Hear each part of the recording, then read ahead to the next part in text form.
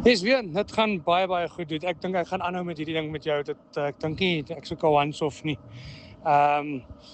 Ek kry daagliks oproepe.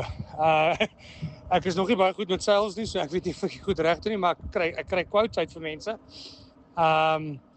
Nee, jy doen ons kry seker so 2-3 oproepe ten minste 'n dag. 2 sales al gehad, nie groot nie, so R500, maar nee, dit is baie goed. Ek is baie happy daarmee. So ek sê ons begin al klaar uit te werk. Hoe gaan ons die foon doen? Want ek kan nie by alles uitkom op die oomblikie. So ons is nog een kliënt wat ons nog besig is, wat great is, maar so net 'n kwessie van tyd, dan gaan hy goeders nou net begin, ewe skielik gaan die sales net deurkom. So daai een nou het ook aanvaar 'n quote of die prys aanvaar, maar hoe hy nou voortgaan, ek weet nog nie heeltemal nie, maar so so dit klink goed, maar nee, baie happy dude. Ek begin jou naam nou vir almal noem en goeie. So ek het 'n verskil gesien, my broer het 'n verskil gesien in sy besigheid. So ja, nee, ek is baie happy.